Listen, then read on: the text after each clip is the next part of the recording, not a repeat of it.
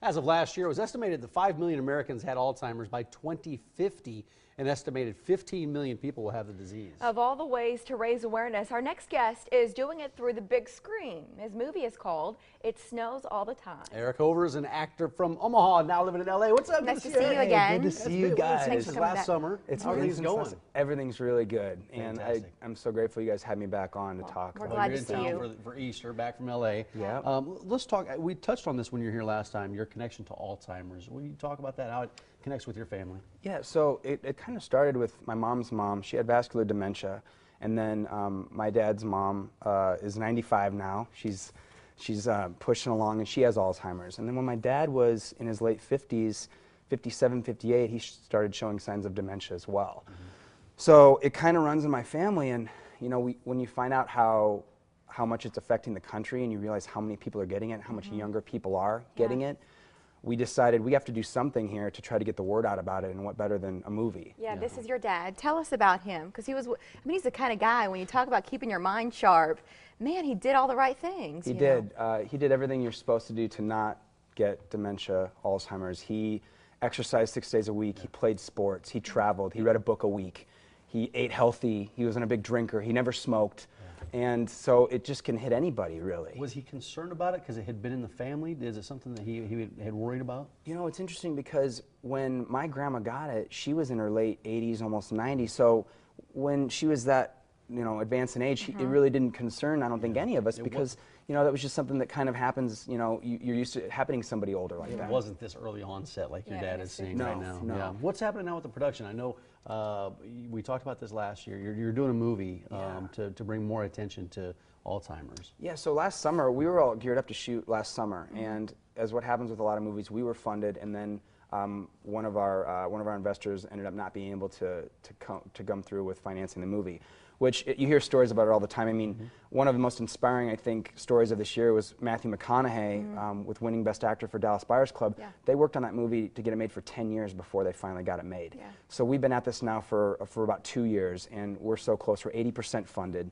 and we're pushing forward to try to shoot the movie this summer. Brett Cullen will be part of that movie, and his fans will know the name. Yes. And I know we have some images of him with your dad. I mean, how does he, because I know he wants to do right by that role, and he spent some time with your dad to make sure he does that. You know, when we were here last summer, Brett took so much time with my dad, and he was so gracious, especially with my mom, because he asked my mom, is it okay if I walk with Ed? Is it okay if I take a couple short videos of him? Because Brett wants to get it right. Brett's mom has the disease. And so Brett is now right here, he's looking at getting my dad's walk down because he wants to be so authentic with his performance. He wants to really live in this role, and he's going to have to because it's such a cerebral thing, you know, and he wants to do right by my dad and my family and by me, and he takes it very seriously. We spoke a couple days ago. He is so excited to do this movie. And he's, as you can see, he takes his job very seriously. Are you playing yourself? What is your role here? Well, so what we're doing is, you know, this started happening about 7, 8 years ago. So we've created kind of a character for the movie, and I'm playing a much younger version of myself. So I'm almost playing like a guy in his mid to late 20s who. I'm not saying my real age on here. But I know, I'm waiting. But you know, I'm 34 now, and when I was 26, you know, you're kind of in your mid-20s, and you're just out of college, and you're getting your career going, and that's when my dad started showing symptoms of this. And I think with any young person who's just out of college and they're ready to get their career going, it's like, oh crap, now my dad's sick, and that really hit us hard, and it hit me hard. So we're going to show that journey of of the toll that it took on me and my family, and what it does to the person with the disease too through the movie. Yeah, so you're about 80% funded. Production could start this summer, you think it will? Yeah, our goal is to shoot starting mid-June and then finish up right around the 4th of July. Brett actually is speaking at the local Alzheimer's gala on July 19th, and we would really love to have the movie shot by then so we can kind of talk about how the production went, because we'll be in editing at that phase. We'll be, you know, scoring the film with music and all those things that kind of make a movie special and touching. And you're also donating a portion of the proceeds from this movie once it's ready to go. Where will those funds go, Eric? So we always said, you know, when we were making this movie, we're trying to increase awareness for this disease, we want to give a portion of the proceeds back to Alzheimer's awareness. So what we'd like to do is give a lot of the funds to the local chapters here, and then if we do very well, we'd like to give it on more of a national level too. But you know, my dad was born and raised here, as was my family, so we'd like to keep the money as much as we can local, but also we've had a lot of support from people all across the country, so we want to support as much as we can with research for a cure. Yeah, it's snowsallthetime.com. Is that where people can go to learn about if they want to donate to the project? Can they do that? Yeah, they can go to the website at snowsallthetime.com, and then we're going to have a Kickstarter page up to try to get that last piece of funding, and that's going to launch next week. We're working on that over the weekend right now. We're getting a couple clips together with some of the actors that are in the movie to put up on that Kickstarter site to get it funded. And you know, I have to say, you know, we've had such support from so many local businesses here. The Vetter Foundation has been huge. The Waterford Communities of Lincoln, Silver Ridge of Gretna, and so many people have really supported this project to get it up and going. Yeah, one of your big parts, Moneyball, that was one of your, a lot of people know you from that.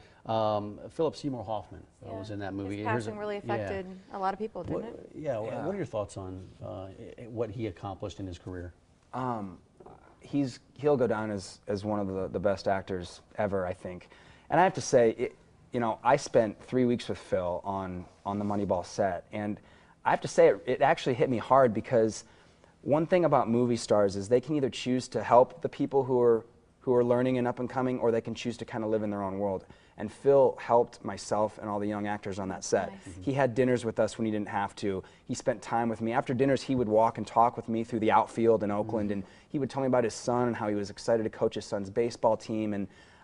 And just by watching him, I learned a lot about being an actor. He would be joking with us and talking with us, but when it was time for cameras to roll, all of a sudden he just went into his character. And just being able to watch that, that is learning right there. Yeah. Well, he's one of the best. He was one of the best. He was one of the best. And he's got a couple movies coming out, and I can't wait to see them, you know, and I think that his work's going to stand the test of time. So. Yeah, well, Eric, we're glad to have you back. I am Let us so know- grateful. Let us know when you get back in town. town. Next, look us up. Yeah, And I please will. give your family our best. Thank you, if don't Mary. mind. Thank you, Mike. Eric. Thanks so much, guys. So after the break, autism and milestone moments, what parents can look for to get an earlier diagnosis there. And the musicians who don't use traditional instruments, more like stuff you'd find at a hardware store. Omaha Street Percussion, they're going to perform live at 9:46.